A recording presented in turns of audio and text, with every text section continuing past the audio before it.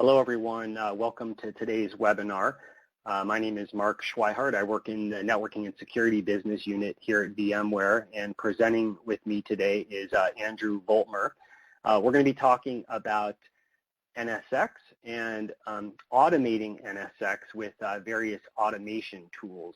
So one of the great things about virtualizing networking and security is that we can now standardize environments and automate the provisioning and configuration management of those environments. And so we're going to talk about that today and then hit on some of the major benefits and kind of the value that this brings to IT in terms of increased speed and agility and consistency, along with a lot better OpEx model as well, because it really reduces your operating expenses through automation. Okay, before we jump into the automation piece, just wanted to quickly kind of give you an overview of kind of where we are today with NSX. We're seeing a lot of momentum in the market. As you can see here, we're experiencing 100% year-over-year growth and now have upwards of 1,700 plus customers in production with NSX. And we're really seeing adoption across verticals. It isn't in a specific vertical. We're seeing adoption in financial services, insurance, healthcare, consumer, lots of different verticals, and mostly in enterprises, but also in some smaller organizations as well. Okay. Just wanted to give you a quick overview of the types of use cases our customers are implementing with NSX beyond just automation. So a lot of our customers are starting their NSX implementation with security. So they're using the micro-segmentation capabilities in NSX to protect workloads inside the data center, basically enable security controls for all of your east-west traffic inside the data center at a very granular level. Another big use case is automation, and that's where we're focused today. You can see that in the middle column here. That's the one we're going to be focusing on throughout this session. And then the third area is around application continuity. So this is using network virtualization to do things like disaster recovery. So if your primary site goes down, you can recover at your recovery site. And when you recover, all of the networking and security services that your workloads are expecting are also recovered at the same time as you recover your workloads. And then also, things like multi-data center pooling, so basically pooling resources across multiple data centers and treating it as if it were one data center from a management and operations perspective. So some really cool things. Today we're focusing on the middle column there around automation.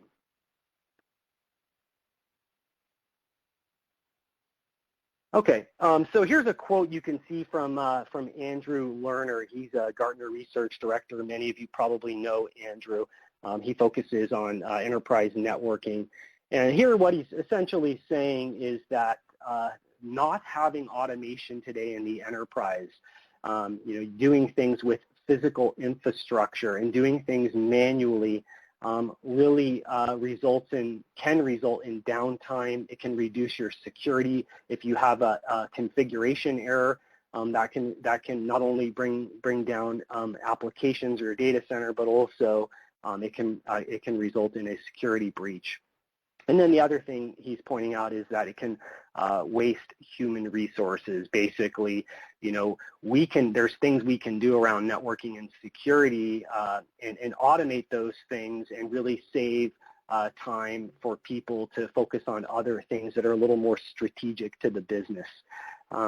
One recent study showed that configuration errors, so human configuration errors, accounted for 30% of all failures. So another way to look at that is basically close to 1/3 of all of the incidents that we have inside the data center are potentially avoidable because we can automate these things and avoid that and avoid introducing human configuration error. Okay, so we're going to talk about the problem a little more deeply now. So here at the bottom, you can see that customers today have automated deployment of their application VMs. We've automated provisioning of compute, but they still need to wait for all of the networking and security. So really, what we have today is a partial automation, and we could end up waiting days or weeks for the networking and security.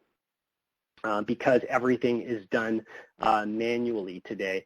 If you think about how things are done today, someone will request a new application or a service, and typically they're using a system like, ServiceNow. And when they make that request, it then spawns off multiple tickets. I may have one ticket that goes to someone who's in charge of routing and switching, another ticket that goes to someone in charge of load balancing, another ticket to someone who's doing the security, the firewall. And so you have multiple tickets, and a lot of those processes are done manually today. They're using things like CLIs and scripts, and it's much more manual, and there's a lot more coordination that needs to happen behind the scenes across those different groups of people. And then typically, 3-4 weeks later, maybe, we get the application that we requested or the service we requested. So if you think about applications today, really, they're a lot more distributed than traditionally. You're literally having to touch dozens of boxes, and it's a very manual process. So you're logging into devices, you're assigning IP addresses, you're configuring switch ports and routing paths.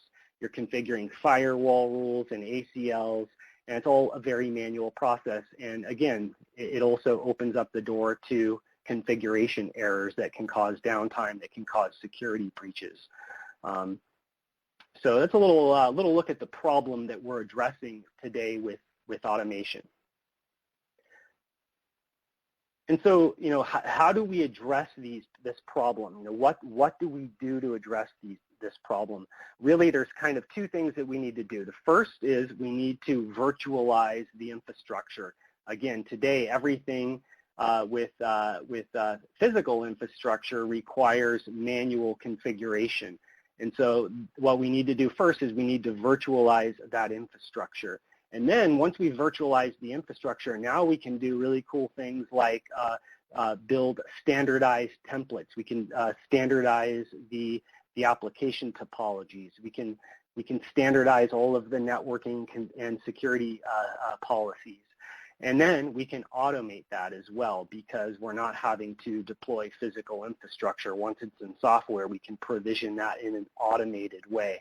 And essentially, in the end, what you end up with is the operational model that you have today with a VM. You now have that same operational model for the networking and security. So a little bit about the software-defined data center. Traditionally, if you think about services inside the data center, it's all configured in the physical infrastructure. And so all of your compute, your networking, your security, your storage services, they're all bound and configured in the hardware. And so with a software-defined data center, essentially what we do is we decouple all of those services from the physical infrastructure, and we abstract them into a virtualization layer. And once they're in that virtualization layer, now we can standardize and automate this. And so in the context of networking, think about it in the context of networking, all of the networking services. So, things like your routing, your switching, your load balancing, your firewalling, your ACLs, your QoS, all of that is currently managed and configured in the physical infrastructure. Now with network virtualization, that is now abstracted into the virtualization layer, and now we can standardize and automate everything. And essentially the physical infrastructure, it doesn't go away, it's still there. Its main purpose now is to forward IP packets as fast as possible from source to destination VM. So It's still there, but it becomes a much more simplified, and you can think of it now as an IP backplane for just forwarding packets from one point to another as quickly as possible. Okay, so we looked at the software-defined data center. Now let's take a look at network virtualization, and NSX and what that's all about. So today, if you look at the physical infrastructure, we have our networking working with our physical networking working with our physical compute and storage, and on top of the compute, we have a virtualization layer. And inside that virtualization layer, you have your hypervisor, and that's where you run your virtual distributed switch today, for example. And what we do with NSX, once you layer in NSX, we basically extend the networking and security services that are running inside the hypervisor. And so in addition to that basic virtual switching capability that you have today, now you have routing, now you have more advanced switching, you have firewalling, load balancing, all of those networking services that a connected workload expects and needs. And once we have that, now we can easily spin up virtual networks. We can snapshot those, we can move those, we can delete those, and we get that operational model that we have for VMs today. And so when you think about network virtualization, it isn't a thing like a VM. Like a VM is a thing, it exists in one place. Network virtualization isn't like that. It's distributed. It's a distributed platform. It's distributed across all of the hypervisors in the data center. So anywhere you're running a workload that needs network virtualization, you deploy NSX into those hypervisors, and now you have a distributed virtual network platform that's running across multiple hypervisors inside your data center. And that allows you to create these virtual networks. Okay, so a little bit about the use cases now. So we've talked about what the SDDC is, what network virtualization is. Now we're going to go into automation a little bit more deeply now. We're going to start off by looking at a couple of the use cases. So really, if you think about it, there's two types of use cases that we address. One is for IT. So we refer to this as IT automating IT. And then we also have another use case that's really more for developers. And this, we often refer to this use case as developer cloud as an example. And essentially, the tools you use to deliver automation for these different audiences is going to vary. And Andrew, when he jumps in, is going to be covering those tools in a little more detail. But at a high level, the use cases are you've deployed your virtual network infrastructure. Now you can use an automation tool to address these different use cases for IT, for networking and security, and then also for your developers. I like to think about this in terms of Gartner's bimodal IT model. Because with mode one, this is really more kind of traditional applications that have much more predictability, and so that tends to be more kind of an IT automating IT scenario. These are often commercial off-the-shelf applications like Oracle or Microsoft as examples, and that's more in line with IT, kind of traditional IT scenarios, mode one. And then mode two, mode two is more about innovation and building custom applications and services. It's more of kind of a DevOps model. So with mode two, the tool sets are different. So when you're deploying automation, you really need to think about who's consuming the automation. Is it IT? Is it a developer? That's kind of the first question you need to answer. And then you also need to think about the requirements. Like, do they have requirements around standardization? Is there requirements around governance? That's an important question.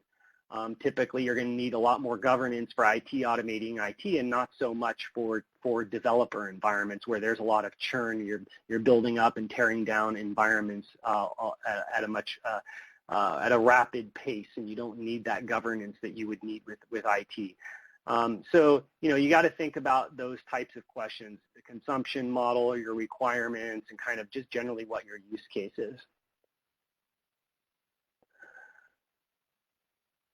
Okay, and so in the end, jumping back to that slide where we kind of outlined the problem and everything is manual, we've provisioned or we've automated compute and provisioning of VMs, but we haven't automated the networking and security. Now, by adding NSX and virtualizing the networking and security, in addition to automating the compute and storage, we're automating all of the networking and security, and now we can provision entire application topologies with all the networking and security infrastructure, their configuration, the security policies. We can provision everything now down to in minutes, literally in minutes, whereas before it would take days or weeks because we'd have to wait on networking and security. And this has a number of benefits in terms of speed, consistency, agility, better OpEx for IT. IT always wants to minimize the amount of redundant work they do, right? They don't want to repeatedly be doing the same thing for the same type of environment. If they can automate that, that's always a huge win because now they can focus on other areas of the business. And of course, there's always huge demand on IT for lots of different things. And so being able to automate and take themselves out of the picture is a huge win. Andrew is going to be covering some of these solutions you see here in the colored boxes, vRealize Automation, VIO, and then the APIs. He's going to be walking you through some of the details of that. So if you think about the automation, what exactly is it we're automating? So there's multiple ways to do the automation. So you may, for example, build out an automation for an entire application topology. And what do I mean by that? I mean all of the application workloads, right? Your web tier workloads, your app tier workloads, your database tier workloads, all the storage, all of the networking, the security. You're basically building out the entire topology. And when you provision this, you may be spinning up a virtual infrastructure on demand, or you could be leveraging, your template could leverage virtual infrastructure that's already deployed in your environment. So you could be leveraging that as well. The other scenario is just more of an infrastructure as a service kind of use case where you're provisioning just the networking infrastructure as an example. So some of our customers will offer load balancing as a service. So application developers or IT can, when they're testing their applications, they can go to a self-service portal or spin up a virtual load balancer to test their application against. That's just one example. There's others. So in that case, it's more focused on the infrastructure as opposed to the application stack. And so, the main thing here is that, it's going to give you a lot more speed. It's going to reduce the amount of error that gets introduced when you're provisioning a new environment. Okay, so let's take a closer look at this use case, and I'll kind of walk you through what actually is getting provisioned. So if you look at this example, on the left there we have NSX, and that represents all of the virtual network infrastructure, the virtual network and security infrastructure. And then in the middle there, in this example, we're using vRealize Automation Cloud Management Platform. That's VMware's cloud management platform. It could be any cloud management platform. It doesn't need to be vRealize Automation. But in this example, we're using that. And vRealize Automation uses this concept of a blueprint. Think of a blueprint as a template with a set of instructions about what needs to get provisioned and configured. And again, that includes all of the, the network profiles and configuration, all of the security policies. So on the far right side there, that's the environment where we've provisioned. That environment is all software. So everything you see inside that gray box on the outside there, all of the infrastructure inside there is all software, and it gets deployed on the existing physical infrastructure without having to modify it or reconfigure it or even touch it in any way. You can provision this entire environment. So let me walk you through what that is here. On the left there, you see 3 layer 2 switches. You've got your you've got your web tier, your app tier, and your database tier. And so they're all connected to a layer 3 router, which you see on the right there. So essentially you have 3 layer 3 subnets. And then in addition to the L2 and L3 services, each VM gets tagged. So when you deploy a VM on any of those tiers, we have this concept of tagging, and we can tag that VM and it will automatically pick up the right security policy associated with that type of VM. So as an example, if I have a PCI workload that has PCI data, I can tag it as a PCI workload and it will automatically get the security policy for PCI data. And so you can implement very granular security controls with the microsegmentation capability. You can control communication between tiers. You can control communication between VMs on a single tier. You can control, communication between this application environment and other applications. And as an example, I can set a policy that says my web tier can talk to my app tier can talk to my database tier, but my web tier can't talk to my database tier.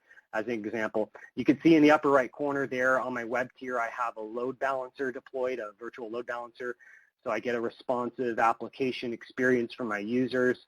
On the right there on my router, I'm using NAT to get to the outside world, but I could be using static routes or dynamic routes. It doesn't matter.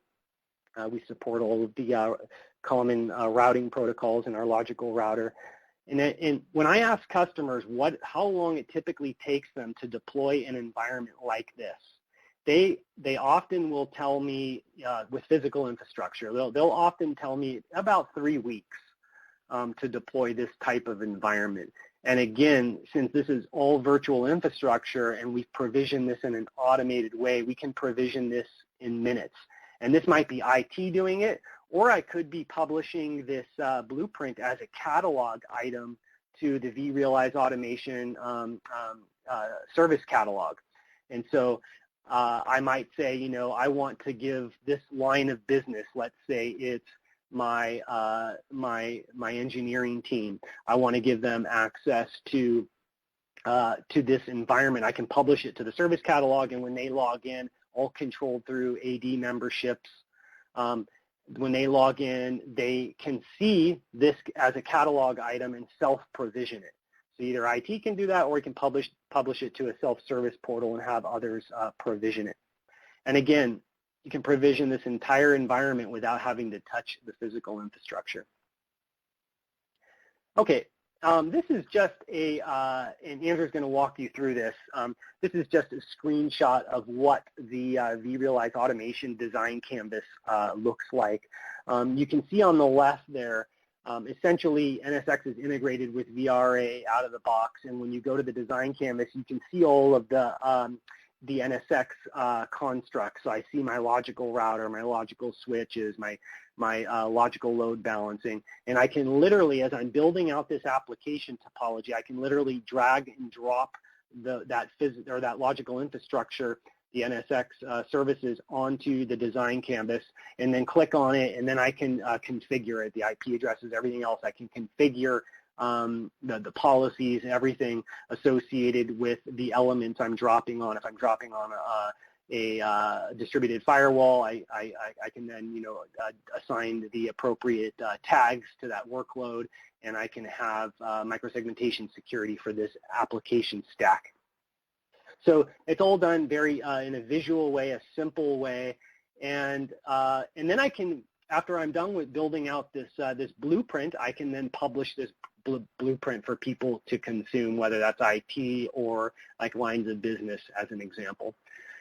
Now, how about the day two configuration? So we've talked a lot about provisioning, but we can also automate all of the day two kind of configuration management tasks.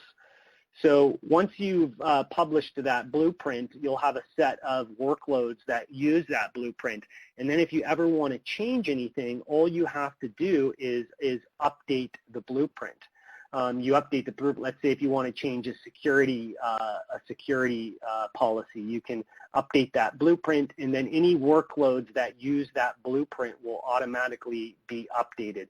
And the great thing about this is it helps you to avoid configuration drift. We all know that once we deploy an environment, over time changes are made, and before you know it, you have similar application stacks. Let's say you have SharePoint, multiple instances of SharePoint, but they all have different configurations because you've made configuration changes. And so you end up with configuration drift. They become non-standardized configurations, and this helps you to avoid that problem and to ensure that you have a compliant configuration. You can do all of this centrally through vRealize Automation or whatever cloud management platform you're using. Okay, I'm going to talk now about a customer case study and then hand things off to Andrew, who's going to go into the solutions and do some demos for you in a little more detail. So here's one of our customers. This particular customer happens to be using NSX with vRealize Automation. So a little bit about their situation. They had basically a kind of a fractured IT model where a lot of the different departments in the university were kind of doing their own thing from an IT perspective. They had a central IT, but the central IT really couldn't keep up with all of the requests, so the departments were kind of doing things on their own. But if you looked at the big picture, they really didn't have enough resources to address all of the requests that were coming in across all of the different departments. And so they wanted to automate things. Before they actually did the automation, they did some research. Brian, who is their director of computing platforms, did some research, and they found out that after the compute is provisioned, and that was obviously virtualized, after that was provisioned, there were about 100 tasks that needed to be performed by different people to get the networking and security in place.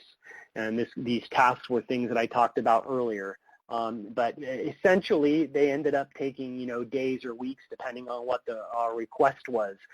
And so they wanted to automate all of this. And they were working on a project called the Lobo Cloud, the university's Lobo Cloud. Lobo is their school mascot. They called it the Lobo Cloud. But essentially, this was a self-service portal where the different departments could now go to the Lobo Cloud, and when they log in, they see their service catalog with all of their catalog items. And so if I'm in, let's say, the computer science department, and I go to log into the Lobo Cloud, I can now see the work or the catalog items that the computer science department is allowed access to, and I can self-provision those environments without having to make a request to IT to do that for me and wait on IT to deliver on that. And now essentially they're provisioning entire application stacks through the Lobo Cloud in minutes. I think on average takes about 20 minutes, and these stacks are all ready to use. The requester can immediately start doing their work. And so this has allowed them to really adopt new technology a lot faster. The users get productive faster, and then IT has experienced a lot of efficiencies because they're out of the loop now. Yes, it definitely takes time to build these environments up front. You have to build out these blueprints, and it requires input from different parts of the IT organization, from compute, storage, security, networking. But once you've come together as a cross-functional team and you've built out this automation, now you can stamp that out multiple times very easily in minutes. So again, huge benefits to UNM. All right, so now I'm going to pass things off to Andrew, who's going to go over the solutions in a lot more detail and then also do some demonstrations for you. All right, thanks a lot, Mark. Hi, guys. Thanks for joining in today. I'm going to go over a couple demos, as Mark mentioned. We're going to talk about NSX plus vRealize Automation for IT automation. We'll talk about NSX plus, with the VMware integrated OpenStack. We'll probably refer to that often as VIO. And then I'll also talk a bit about NSX and how customers use the API to do custom integrations, which is very flexible and very powerful. So we'll get started on the vRealize automation stack. So we call this the complete VMware stack, also known as the SDDC. NSX is the networking and security portion of the infrastructure, which is referred to at the bottom of the slide as cloud infrastructure. We also have vSphere for compute and vSAN for storage as our premier solutions in those areas. We have an API in which the vRealize automation tools will then call to deliver compute, networking, and storage functionality as an infrastructure as a service platform. On top of that, there are a number of other products that help operationalize and run this complete cloud infrastructure in your environment. Things like vRealize Business for chargeback and showback, vRealize Log Insight for log management for troubleshooting, vRealize Operations for monitoring of the infrastructure, and CodeStream, which is a continuous integration, continuous deployment tool for helping you move workloads from dev to test to production. Some of the benefits of this stack are clearly standardization through the blueprinting system that VRA offers, governance through approvals, and that full life cycle management of the complete IT application. Okay, so a little more detail on VRA itself. It all kind of starts with the app, whether or not it's a traditional three-tiered app or a more modern application. vRealize Automation allows you to do a design of your application and then deliver it through a self-service catalog. It also has the Advanced Services Designer, also known as XaaS, anything as a service, in which you can effectively call any VRO workflow in the VMware orchestrator to deliver any functionality that you desire through that is published through a catalog. Another key point I mentioned just a minute ago is the policy-based governance. You can route all requests through an approval system to make sure that things were properly approved and done through change management, which is often done in IT environments. All this, again, is done through REST APIs down to the vSphere, the vSAN, and the NSX environment. So I have a fairly long demo of this here we're going to go to next, in which we're going to actually build a blueprint and deploy a multi-tiered application. So let's get this going here. Okay, so first thing we're going to do is we're going to log into the vSphere web client. We're going to navigate to NSX. Certain work has to be done before you deploy anything on top of NSX. We create what are called logical switches, which are virtualized layer 2 networks, and then we will wire those up to physical environments through what's called the NSX edge. The NSX edges are able to do things like dynamic routing and eCMP and things like that. Also set up in advance are security groups and security policies. A security group will contain one or more VMs. Right now they have none because they haven't been deployed, and policies decide what has access to what, when, and where. Here we're jumping over to the vRealize Automation UI and logging in as the cloud admin. The cloud admin is the persona who can design these multi-tiered blueprints.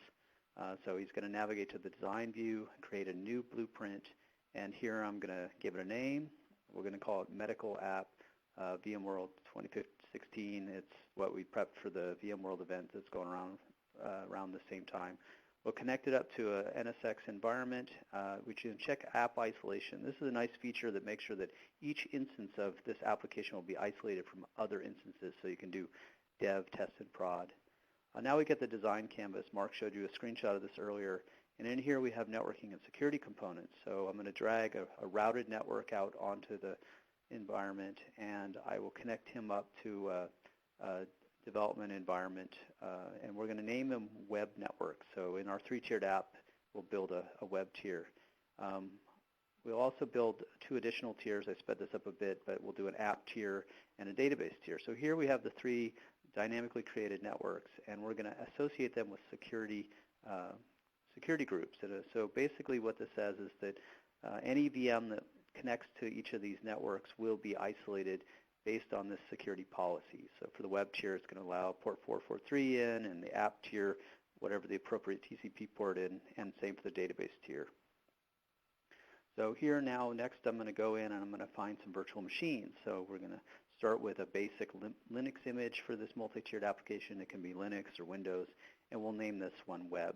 And we'll allow for up to 2 machines in case the end user wants to load balance it. Here's where we pick the link clone, and we'll pick the Linux base image. so that it's able to be cloned from the VM inventory. Now we connect it up to the appropriate network. Because this is going to be the web tier, we'll associate it with the web network and also the web security groups so that it's properly secured. So there you see it's wired up to the web network and has the web security group across the top. So we speed it up a bit and we'll jump over and see that we have the web, the app, and the database tiers all built out with each having an on-demand network. Now none of this is created yet. It will all be created later. The next step is the actual application itself. So VRA offers the ability to drag and drop all the app components, whether or not it's the web server, which is NGINX in this case, or a MariaDB for the database, or some type of middle tier server. And you can actually create dependencies between these so that you can't actually have an application without an app tier without a database backend, or a web tier without an app tier connected to it. So this is pretty close to our completed blueprint. A couple more things we need to do, and then we'll be able to publish it to the catalog. So we'll zoom out a bit here. You can start seeing a nice topology being drawn. I mentioned earlier we might want to be able to load balance the web tier. So we're going to actually drag and drop a load balancer onto the canvas, choose the web tier, and say that we'll want to load balance HTTPS for a secure connection to our web servers. So we've dragged that out there, and you can see that it shows up as an item on the canvas. Okay, so now we've successfully saved our blueprint, and we're going to publish it to the catalog so that end users can consume it. We're going to jump over to the catalog items and make sure it gets published appropriately. Here it is as our app. And now I'm going to log out. We're going to log in as a different user. The second user is the cloud user, so the IT user who needs to consume this. It could also potentially be a developer or something else. This user won't be able to build blueprints. They just get to consume them from the catalog. So I'm going to navigate over here to the catalog. I'll see my web app, medical app, and I'll click on it, and I'll be able to deploy one. One of the settings I can choose is how many web servers it has, and because I want uptime, I'll select 2 so it becomes load balances. And now I hit submit, and behind the scenes what will happen is VRA will now call the NSX APIs to build this entire infrastructure on demand. So we'll actually see that happen. We go to the request tab, we'll see that the request is in progress and it's starting to build the app. Now all this happens at the speed of modern compute. No longer do you have to wait for somebody to put in a ticket and route it to the appropriate people. So here are all the various steps. Some of them are still in progress. Successful shows what's done, and then various things are in the queue to happen. We're going to jump back over now to the vSphere web client. Now, the cloud user wouldn't be able to have this access. This is usually a back-end administrative function, and we can take a look at the log and see all the tasks that are going as the blueprint is being deployed. So here we see there's an edge gateway being created that will do the appropriate load balancing, and back over to the other UI, you can see that it's doing the same thing. It's making that the web tier machines and making the edge gateway. So we'll give it a second, jump back over the vSphere web client in a minute and see other components that it builds dynamically.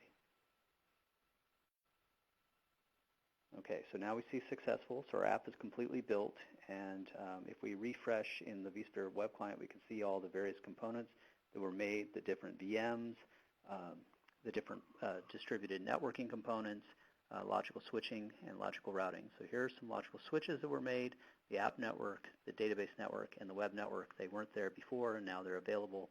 We see that there's the appropriate edge was created to do load balancing to our application. It's known as Edge 3 at the bottom of that list. And then under Service Composer, we can see that the appropriate VMs were placed in the right security groups so that they are appropriately secured and micro-segmented from each other as well as from other versions of this application. So back to the cloud user, we'll log in, look at the items list, and we'll see that this is our actual running medical app. So he's up and running with all the different components, different VMs, security groups, and there's an IP address for the VIP for the load balancing. We'll cut and paste that, and we'll see the application actually running live, HTTPS, because that's what we're load balancing. Here you can see an IP address, and as I hit refresh, it'll flip the IP address back and forth between the 2 web servers. So we're fully using the NSX load balancing functionality to load balance this application. Okay, think that should be the end of the demo. So another solution that customers often like to deploy is the OpenStack solution that integrates with NSX. Similar to VRA, there's a compute aspect, a networking and security aspect, and a storage aspect.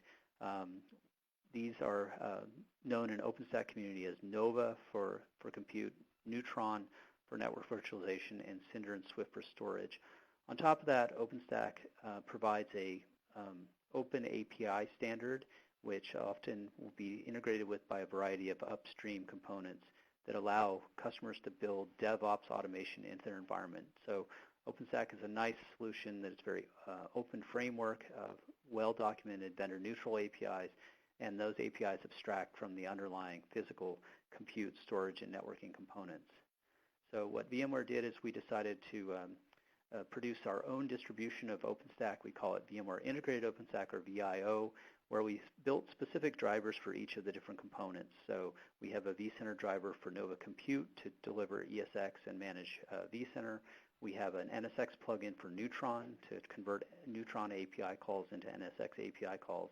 And then we have a VMDK driver for the Cinder block storage component that can then support either VMFS, NFS, or vSAN, all the various vSphere data stores.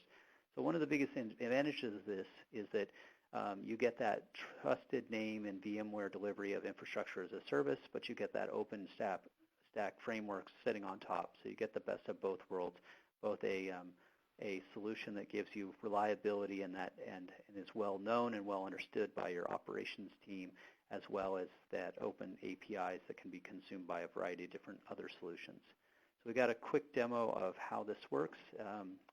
A little bit shorter than the previous demo. So OpenStack and VIO are much more a la carte driven. So here we're going to have a tenant who's going to log in, and he's going to make a three-tiered web app, web tier, an app tier, and a database tier, and we'll see what happens in NSX. So we're going to log in as a user one here, and this is in the VIO Horizon user interface. So it's also known as the OpenStack UI. So I'm going to navigate over to the networking security area, or the networking area, and you'll see there's no current networks. So all I have to do to create them as a tenant is hit the plus button, and I can add a network, give it a name, IP addresses, etc., and build this stuff on demand, which in turn will then make these components in NSX. So we'll do that, and then we'll make an app and a database tier, which will take a second here. So we'll have a multi-tier network. Now I sped this up a bit so we don't have to sit through the slow typing. So here comes the app tier, and then ultimately the database tier. So switch that over to database, give the appropriate IP addressing for the database tier, etc. Okay, so there's our three tiers, and we can go back to network topology and take a look at how they show up in the OpenStack UI. Okay, so one nice thing is now we can drill down, and each of these has an actual UUID. If we jump over the NSX GUI, you can see that those networks were made on demand in NSX. So the next step is we need to build connectivity between the tiers and out to the external network. So we're going to build an on-demand router. So we just go into the OpenStack GUI and give the router a name and create the router, and we'll connect up those different web tier, app tier, and database tier logical networks to this. So hit add interface to the router, pick the appropriate tier, and it'll automatically connect the two. So we'll do that a couple times for our three different tiers. Okay, there's the second tier, and add the third tier. Now behind the scenes, what this will do is it'll actually connect these logical switches to an NSX logical network automatically for this tenant, and allow them to then place VMs on these. So back to network topology, we now see that there's a router here, which is this small icon, and it's wiring up those networks. We'll now connect it to the rest of the world through an external network, which will give it an address out that's routable to other components outside of the OpenStack environment. So now there's the router wired up to the external network. And if we jump over back to NSX GUI and hit refresh, you'll see that there's a new edge here for this particular tenant network. The edge has its appropriate IP addresses, all done automatically by VIO and NSX, as well as an external IP address. Okay, so now we have to get some actual VMs on this thing. So we'll go over to the compute component of VIO, and we'll go to instances. In OpenStack, instead of VMs, they're called instances. Basically, we'll make a couple of these. They're done by cloning a pre-made template. So we'll make a web VM and some app VMs and database VMs. Here we pick the image name. We pick which network tier to connect this to. And that will create that instance. And we'll go and make a second instance of a different second web server. Same process. Launch the instances for the app tier. And then finally the database tier. As you can see, it's sort of achieving the same multi-tiered application you got in VRA, but in this case, it's much more of an a la carte experience, meaning you manually build these. We also support the heat templating system in OpenStack, so this could also be automated through heat templating. All right, now we should check the topology here to see what this looks like. So all these 5 VMs were created appropriately. And then back to network and network topology, and we can see the actual network topology as it was built. So 2 VMs in database and web tier and 1 in app or appropriately. And then over here we can see the VMs in vCenter. So we'll navigate to the hosts and section and take a look at the hosts, and we'll see the different VMs that were created on demand by VIO. So key takeaways of this, the tenant has this complete self-service experience without any support from IT to be able to build their entire networking and security topology dynamically through the NSX components. Okay, for our next section, I'm going to talk a bit about the NSX REST API. So we have a number of customers out there who, instead of using a pre-built cloud management platform like vRealize Automation or VMware Integrated OpenStack, they want to do what we call roll your own, create your own interface for their cloud consumption. So NSX offers a rich REST API with full CRUD, create, read, update, and delete functions so that you're able, as a customer, to build your own automation. So some examples of this, of how it's used, again, using our own VMware tools like VRA, vCloud Director, vRealize Automation, or supporting cloud management tools like OpenStack, Mirantis, or CSC. But in addition, we also support things like Ansible, Puppet, and Chef, config management, and DevOps tools, or direct consumption of languages, things like Python, Java, Ruby, or even command line tools like curl. So in the next demo, what we're going to show is using Ansible as a config management tool to automate some logical network topologies. So it's a very similar process of what we just did with VRA and with VIO, but we're going to actually use Ansible and what's called an Ansible playbook to create these network topologies. Okay, so this shouldn't take too long. We'll get some vCenter IDs from vCenter through the Ansible module. We sped it up just for a matter of keeping things from taking too long as these happen. We'll create some logical switches. If I hit refresh down here in the vSphere web client GUI, you see the app, the web, and the database tiers being automatically created. We'll create a router, again, an edge, an NSX edge. Zoom in here, you see the router. It's being created dynamically by the Ansible system making API calls to NSX. And in a second, we'll zoom in to and open up the router configuration and see that it's configured the router to do all the appropriate settings, the appropriate interfaces with the right IP addressing, things like that. There's an uplink interface as well as a network interface, the transit network. We can also have Ansible automate the configuration of dynamic routing protocols and static routing, such as things like OSPF and BGP. So here it's hitting refresh a couple times to have some of that stuff show up. There we are. There's our static routes created for each of the different subnets that we defined in the Ansible playbook.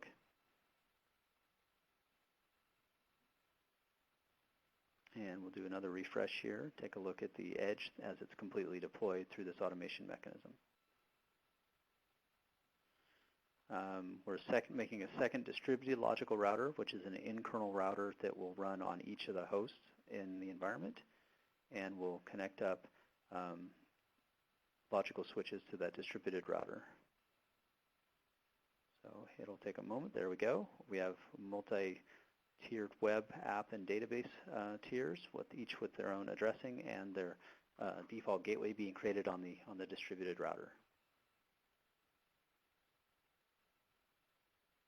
And then we'll take a moment and we'll do some additional global configuration of this distributed router, and the Ansible playbook is complete. So within a very short period of time, 4 minutes and 28 seconds, we completely build a network topology for consumption in NSX using Ansible. One nice thing about Ansible is it's idempotent, so if we rerun this, none of this stuff will change because it already exists. It'll check to see if it's there, and it won't re-execute.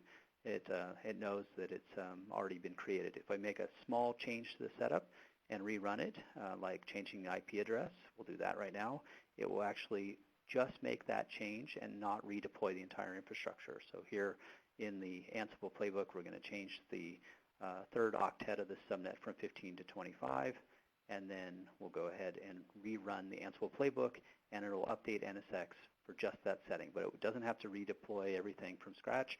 It knows, it's smart enough to know just to make that one minor change to update the network topology. So that'll take a little bit of time. Hang on, here we go. And when we refresh down in the vSphere web client in the NSX portion, we'll see that it switches IP addresses for the web tier that we wanted to change. So from 15 to 25. So we changed IP addressing through the Ansible playbook automatically, all driven through the NSX API.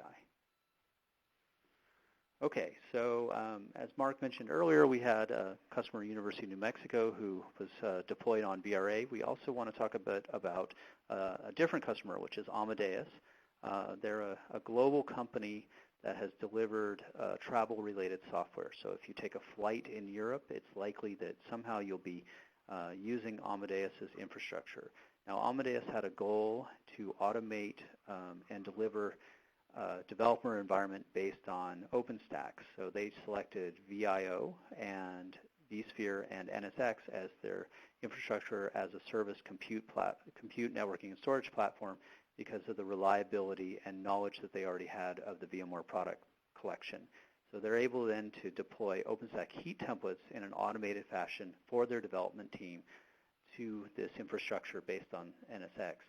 Ultimately, what this led to was improved delivery of functionality to their end customers. So their travel industry customers would be hotel chains or airlines who want new features in product, and Amadeus can exceed what is required of them by their end customer by delivering that functionality faster by automating through NSX.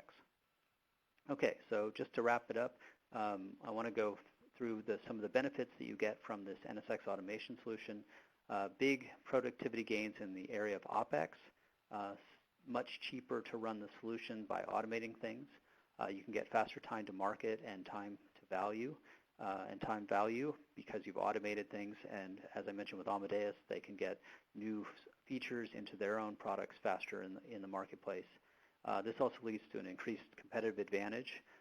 By automating NSX, you no longer have manual processes, so you can cut costs, but you can also deliver functionality faster than your competitors, and ultimately you improve quality and security through the microsegmentation of networking components. So where to get started? I recommend that you learn a bit about NSX. We have a communities page where you can connect and engage other NSX customers. We have the NSX product page on VMware.com, some well-known virtualization blogs, including our own network virtualization blog here, and an NSX YouTube channel. And if you want to experience NSX firsthand, we have free hands-on labs available at labs.hol.vmware.com. Where you can actually go through a self-paced lab in which you deploy NSX in an environment and learn all the components of it. We also have proactive support and consulting services, as well as training and certification, and there's links to each of those here on this page.